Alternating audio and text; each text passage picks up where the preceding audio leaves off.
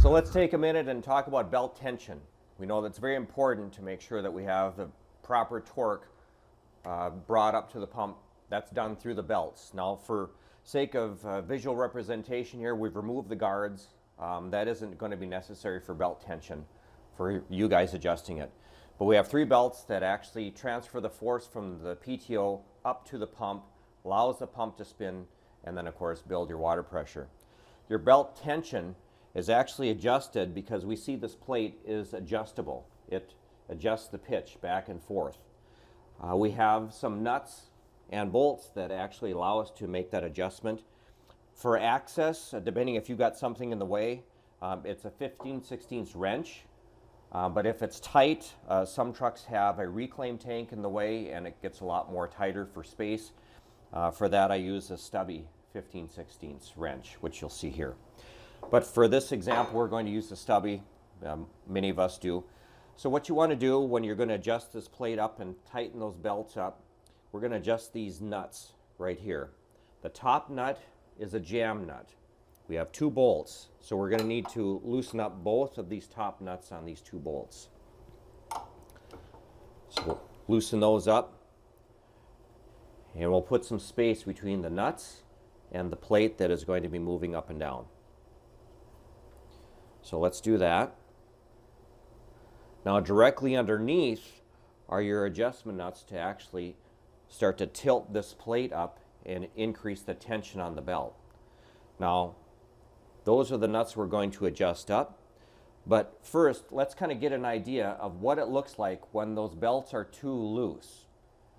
Now if you look closely, as that PTO spins, the belts are going to be very loose. One side is going to be tight. That's the driven side or torque side. The other side is your return side. There's going to be a lot of what they call deflection. In other words, that belt is flapping back and forth. And then as we tighten that up, that deflection, the amount of that flap, that belt flapping, is going to decrease, decrease, decrease, until you get it down to about 1 inch of movement from one side to the next. So that's what we're going to shoot for, is we're going to tighten this plate up so we get that deflection down to the perfect degree of flappiness, if you will, or deflection. So as we do that, we're going to spin those nuts. Again, we're going to just turn the proper way, and we're moving that nut up this belt, or this bolt, I should say. So let's move that nut up that bolt. We're moving this plate up higher and higher. And as we're doing that, we're decreasing the deflection of that belt. So we notice that that plate is moving up and up. Of course, it's slow in the process, but we keep doing it. As we do that, we notice we're adjusting the other side, we can spin with our fingers. That one moves very freely.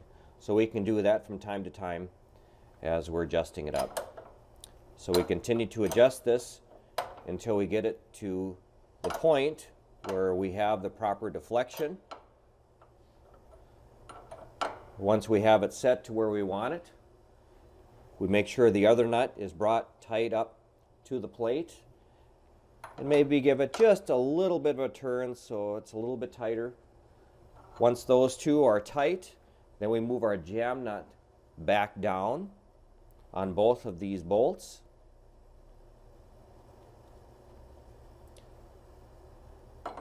And then we tighten that jam nut down.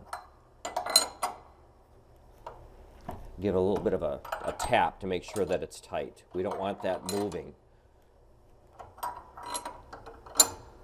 We've gone through a lot of effort to make sure it's done right. Let's make sure they're tight. So now it's tight and it's dialed in perfectly, just how we want it. Now in this case, these belts are new. So we're going to adjust those, but as they heat up, they break in between the belt relationship and the pulley that they ride on. And after a day, maybe even less than a day, we might want to recheck that again and see, have those belts loosened up. Once we've maybe tightened them again, usually they're going to be good for probably about another week. We want to take another look at it and see how they are.